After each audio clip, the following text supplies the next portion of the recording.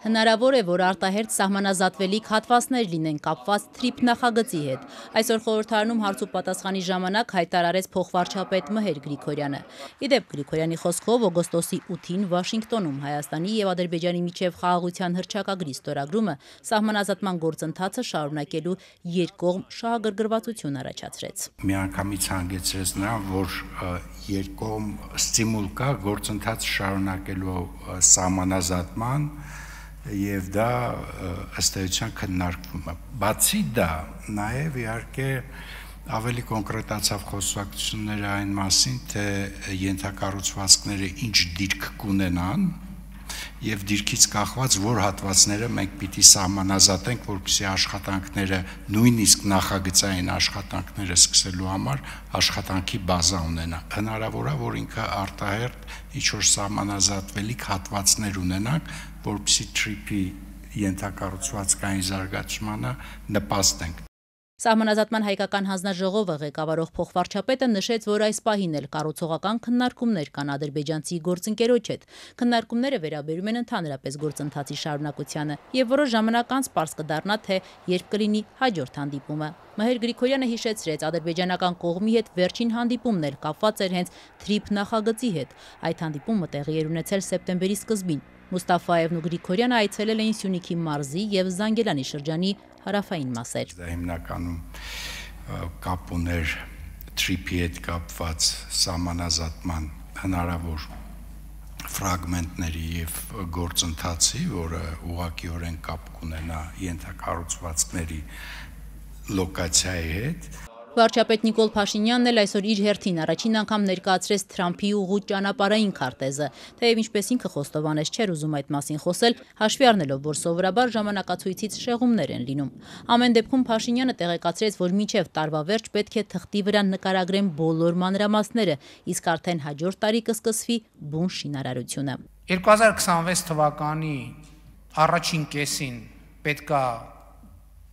համաձայնեցնենք, երկրորդ կեսին պետք է սկսեն շինարարական աշխատանքները։ Էսա պլանը, բայց ես սրա մասին չէի ուզում ասեի, այսօր էլ չէի ուզում ասեի։ Ինչի, որովհետև իմ փորձը ցույց է տալիս, որ սենց պլանները միշտ ժամկետի մեջ շեղում են ունենում։ Չնայած մենք դեռ պլանի մեջ ենք, բայց տեսեք, ըստ էության լրատվությունը մենք տեսնում ենք, որ նախագահ Թրամփի թիմի նույն շրջանակն է աշխատում Մերձավոր Արևելքի թեմայի հետ կապ, մի քանի շատ կարևոր առանցքային թեմաների հետ կապված։ Եվ այդ մարդիկ նաև օբյեկտիվ հանգամանքների բերումով ծանրաբեռնվում են ուրիշ թեմաներով։ Մենք ամեն ինչ կանենք, որ այս ժամանակացույցը հստակ աշխատի։ Վարչապետը նաև մանրամասներ ներկայացրեց թրիփով, երկաթուղու եւ ճանապարհների գործարկման մասով։ Ըստ Փաշինյանի կվերագործարկվի արդեն իսկ գոյություն ունեցող երկաթուղին, ճանապարհների մասով էլ լուծումներ ունեն։ Ես կարող եմ հստակ ասել, թե երկաթուղին որտեղով է անցնելու։ Երկաթուղին անցնելու խորհրդային ժամանակ գոյություն ունեցած երկաթուղու, որտեղ ուրիշ տեղով երկաթուղի կառուցելը իրատեսական չի։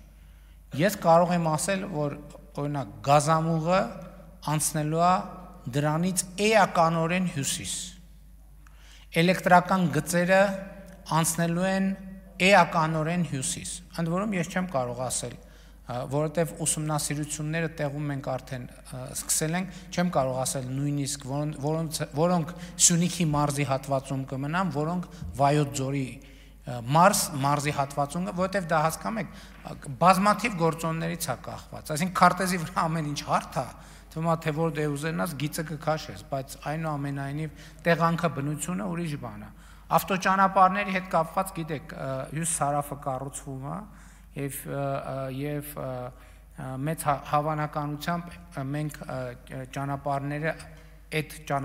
արևելք-արևմուտք ուղղությամբ ճանապարհները կինտեգրենք հյուսիս-հարավի ճանապարհներին եւ այլն եւ այդպես շարունակ։ Հստակ չգիտենք նավթամուղի հետ կապված ինչ կարող ենք ասել։ Կապված է նավթի միջազգային գներից նաեւ։ Խորհրդանի ամբիոնից Փաշինյանը վստահեցրեց, թրիփ նախագիծը իրականացվելու է եւ շատ արագ տեմպերով ու այն պայմաններով, ինչպես որ արձանագրված է Վաշինգտոնի հռչակագրում։ Մինչ իշխանությունն ազդարարում էր հաջորդ տարվա երկրորդ կեսին թրիփ նախագծի շինարարական աշխատանքների մեկնարկի եւ այդ ուղղությամբ հնարավոր արտահերթ սահմանազատվելիք հատվածների մասին, խորհրդարանական ընդդիմությունը բոյկոտում էր Փաշինյանի մասնակցությամբ ընթացող հարց ու պատասխանը։ Վարչապետին հարց տալու համար գրանցվել էր ընդամենը 14 իշխանական պատգամավոր։ Ազատության հարցին թե որն է բոյկոտի պատճառը, խորհրդարանի ընդդիմադիր ամենամեծ Հայաստան խմբակցության ղեկավար Սեյրան Օհանյանն ասաց, թե չեն բոյկոտել, պարզապես չեն ուզում մասնակցել, հաշվի առնելով Փաշինյանի մանիպուլյացիոն պատասխանները։ Անիմաստ է հարցեր տալը, որովհետև ինքը բոլոր հարցերի շուրջը մանիպուլացնում եւ շեղվում է հարցերի հիմնական պատասխաններից եւ այնպես է ստացվում, որ տված հարցերի ընթացքում այս երկրում որևէ մի խնդրեմ չկա, ամեն ինչ հոյակապ է,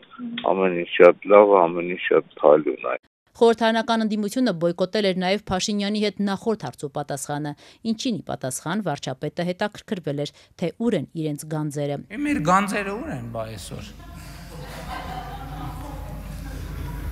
Գանձարանում են, պարոն վարչապետ։ Այս անգամ Փաշինյանն ընդդիմության բոյկոտին որևէ կերպ չանդրադարձավ, միայն իրեն սուր քննադատության ենթարկած նախկին նախագահներին կրկին հրավիրեց բանավեճի։ Սերժ Սարգսյանը եւ Ռոբերտ Քոչարյանը կոնսպիրացիաների բանի մասին են խոսում։ Լսեք, եկեք ասեք։ Եկեք դիմացս կանգնեք, ասեք, տեսեք ինչ կլինի։